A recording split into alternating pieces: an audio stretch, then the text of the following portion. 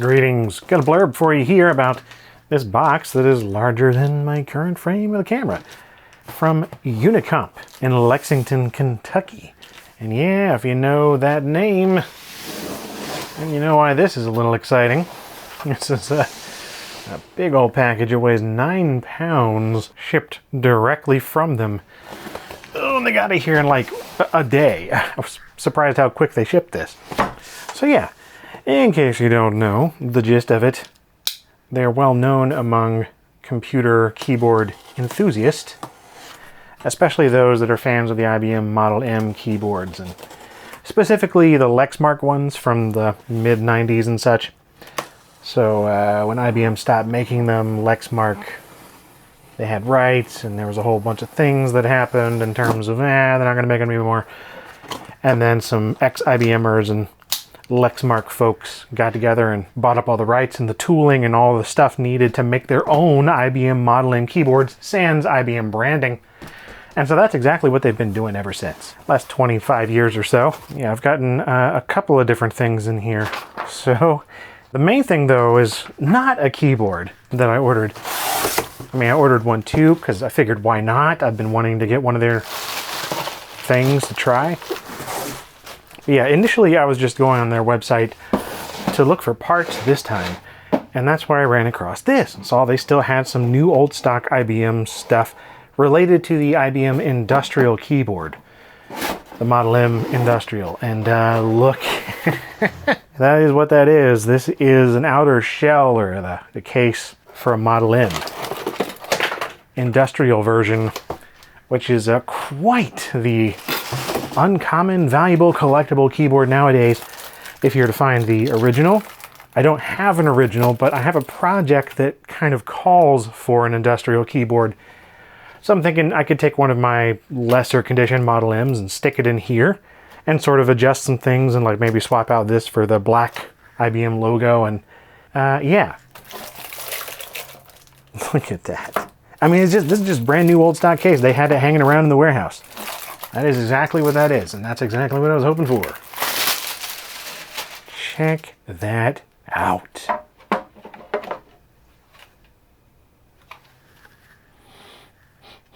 Yeah, doesn't have much of a smell.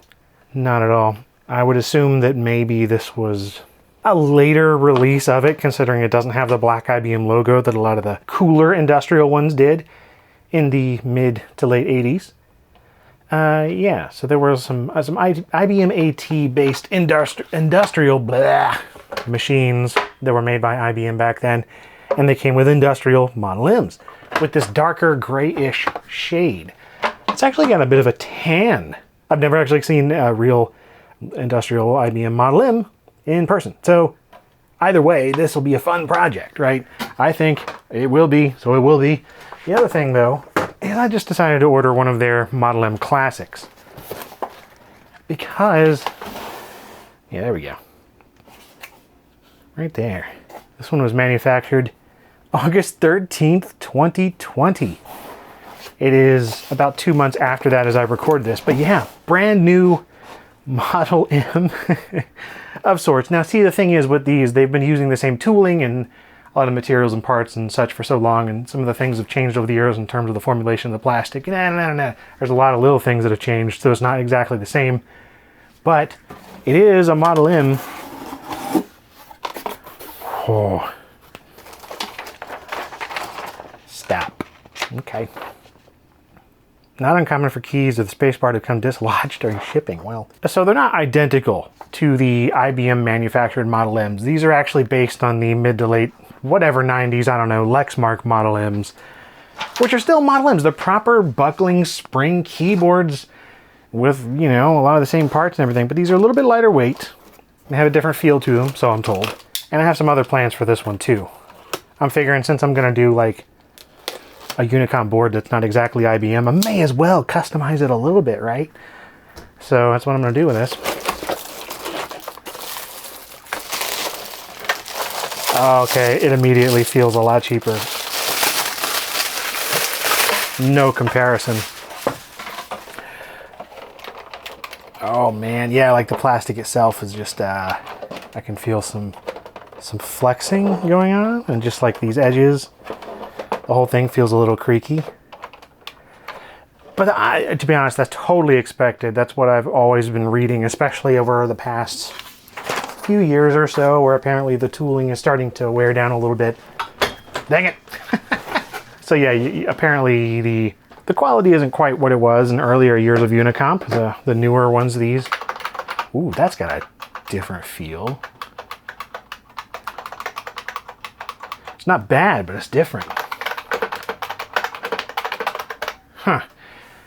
And so yeah, things like the writing on here is perhaps a tad softer. Not quite as sharp. Honestly, it looks good to me.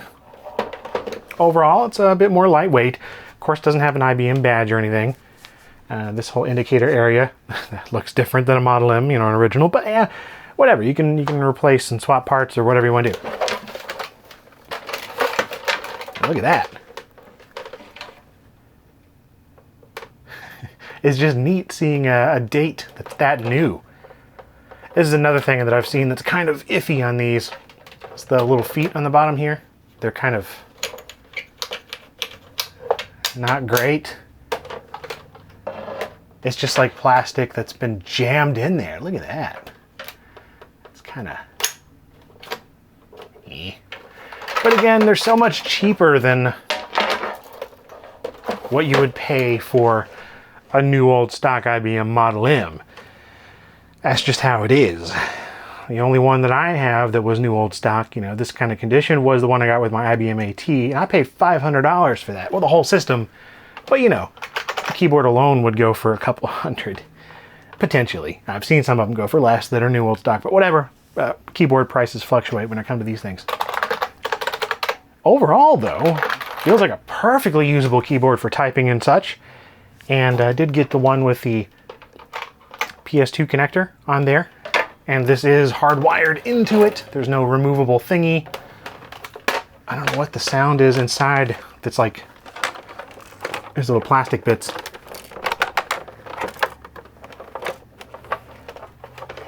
So anyway, overall cheaper build.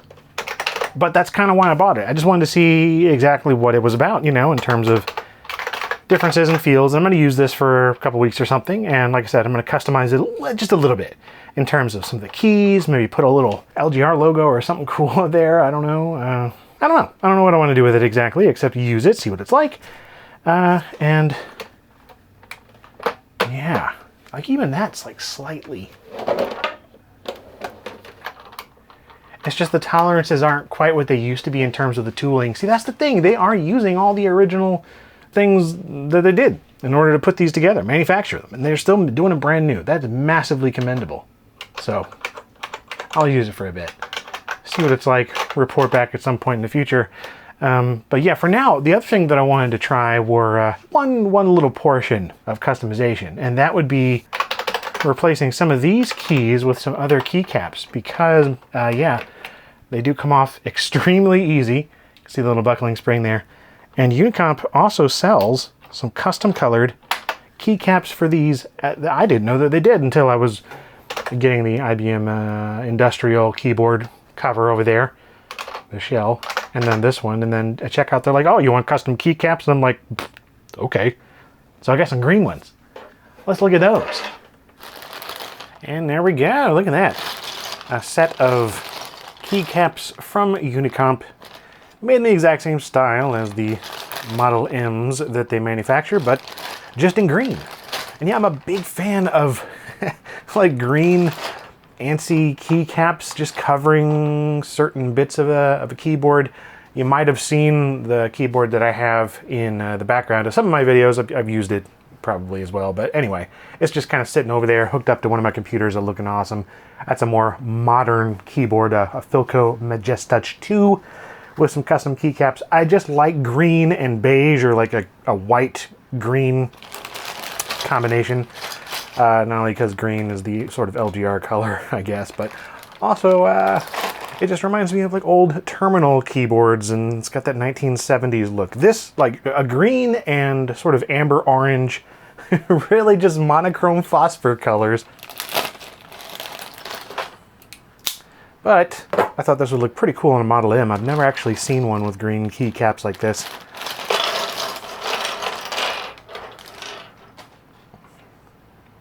Yeah, look at that.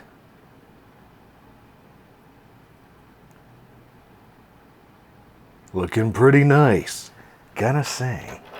Yeah, that's another thing about their Model M's now. They don't actually have the metal braces for some of these keys anymore, so it's just like a... yeah, it's using one of these little stalks instead. Anyway. Still feels good even without any kind of like metal behind it, but yeah, no. Yeah, so there's no little bracer there. Just a stalk. And again, like honestly, I think that the printing looks pretty great. It doesn't look like... I've seen some pictures and some reports of these being rather fuzzy looking. It's just, I don't know. Results may vary, I suppose. That's awesome. As far as I know, this is going to replace all of the ones that are in this darker gray, so I'm just going to go ahead and pull all of them out of there. And yeah, these keycaps on the original here, you can see they actually, a lot of them come across, or come apart in two parts like this. So you have a cap on your cap, and they sort of go together like that. Which I guess these do too. They just don't seem to come off. Well, no, they do come off as easy. Okay. I was going to say, I thought that they were a little more attached, but no, they do still have caps on them. So that's nice. Still two-piece things going on. Anyway.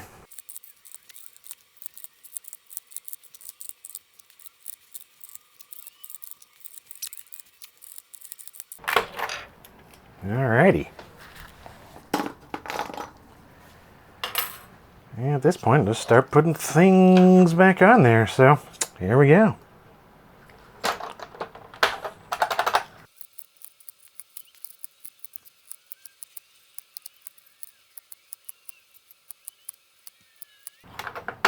Yeah.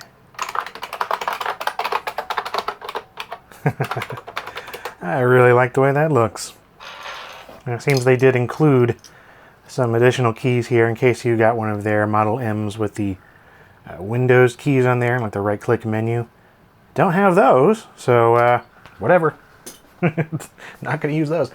But yeah, that's this. And one more thing that I wanted to do on here, because you can see it has this blank spot here where a company logo could go. In fact, I forgot to mention earlier, but here is a 1996 Lexmark Model M. So this is, I think, exactly the one that this is based on. You know, the model of Model M.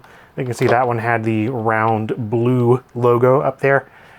And from what I remember, some of the other like OEM versions that they would send out to other companies like DataPath and AT&T or whatever, they would have their logo up here. And I guess that's the mold that they're using. And another slight thing is that the numpad on this one, the lights are top oriented, whereas they're on the bottom on the Model M, so this part is actually not quite compatible with the original IBM Model M. So anyway, little tiny little things, but this, I want to put something there, because I've got a company, so let's do it. I just made that up really quick and printed it out in Photoshop. A little bit of a coating here with tape to make it all shiny.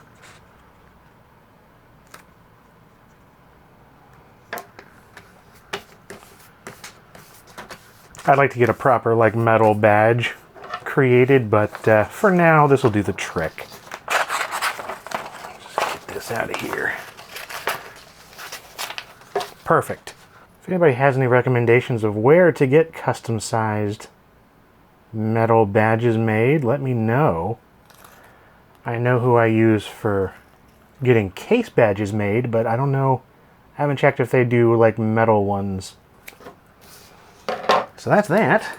And I'm just going to use some double-sided sticky acid-free tape here to act as a backing.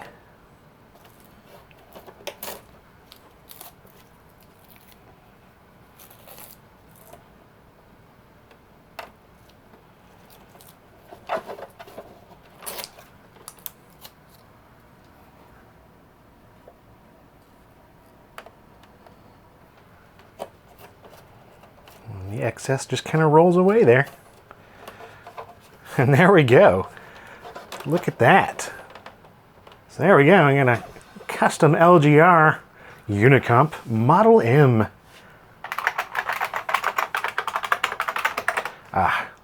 Yeah, this is awesome.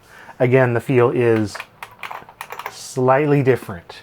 Just because of the build materials themselves being thinner and like the metal plate underneath maybe being a little thinner, but I think the plate's the same as like my 96 one over here. It's the overall weight. This is heavier and it just feels more solid, immediately so. Yeah, this sounds more hollow, so to speak. Again, not bad at all. I actually have been using this for a few days now off camera because, well, you know, editing.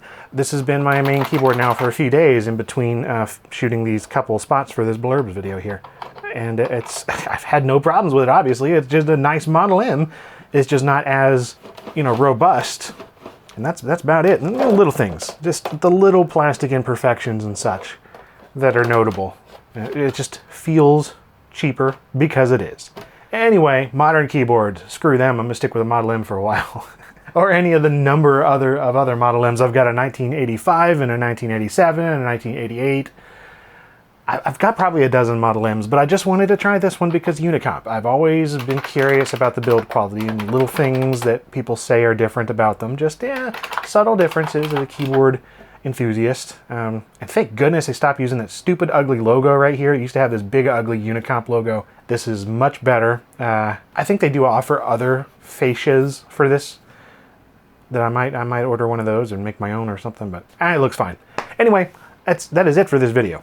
Thank you very much for watching. I'm going to use this keyboard now.